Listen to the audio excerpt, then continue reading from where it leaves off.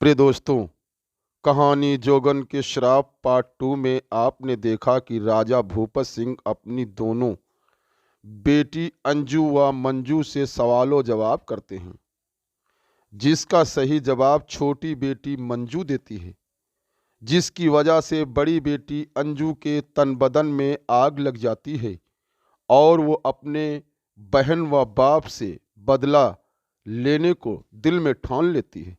रात की तन्हाई में अपने दिल में विचार करती है, काश मैं औरत जात होकर अकेली क्यों कर बदला ले सकती हूँ।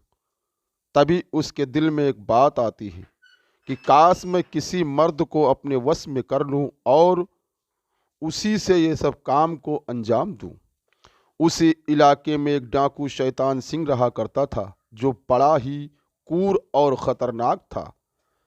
अंजू जाके उसी डाकू से मिलती है और अपनी सारी दास्तान उसे सुनाती है।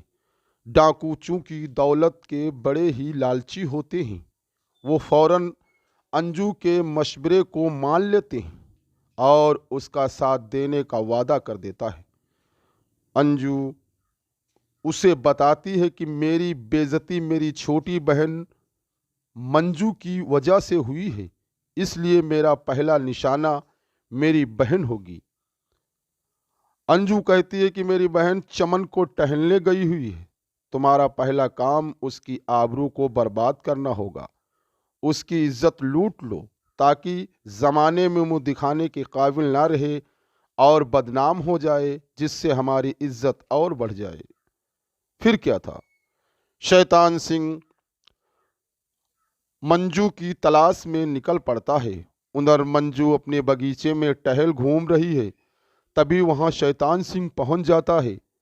मंजू ये देख कर बोली, ए अजनबी इंसान, तुम कौन हो और मेरे बगैर इजाज़त मेरे बगीचे में क्यों कर दाखिल हुए।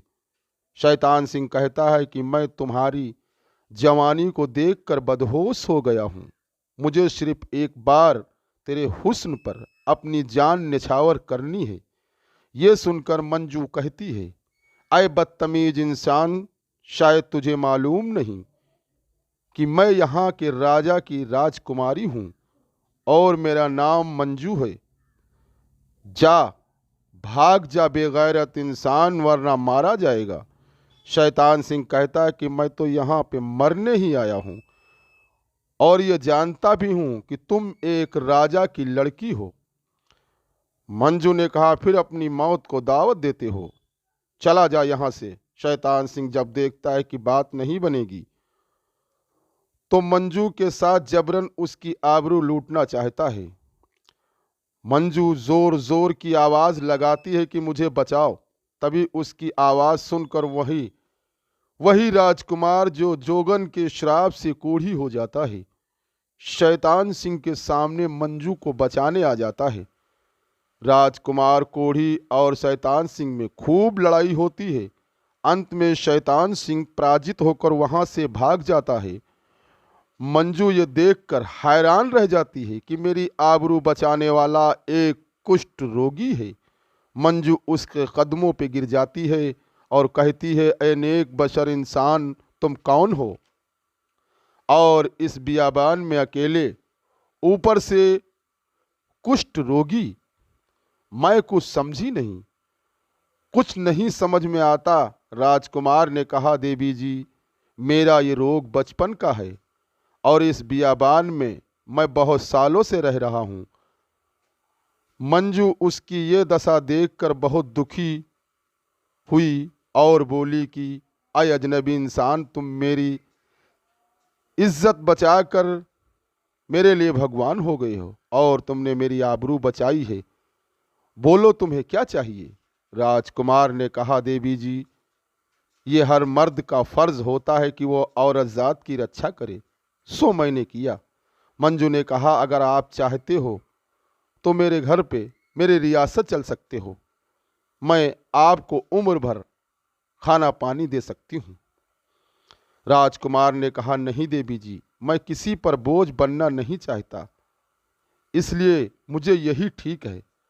तब मंजू ने कहा, खैर तुम मेरे साथ मेरे घर पर ना जाओ, मगर मुझे इतना अधिकार दे दो कि मैं तुम्हें यहीं खाना लाकर रोज खिला जाया करूंगी।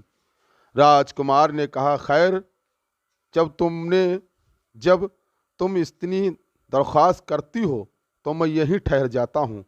आप चाहे तो रोज आ जाया करिएगा। मंजू वहाँ से चली जाती है। प्रिय दोस्तों, आगे देखेंगे क्या वाकई मंजू राजकुमार के लिए रोज खाना लाती है, उसके साथ क्या व्यवहार करती है, ये मुलाकात क्या रंग लाती है। ये सब कहानी देखिए हमारे अगले भाग 4 में। इस कहानी में इतना।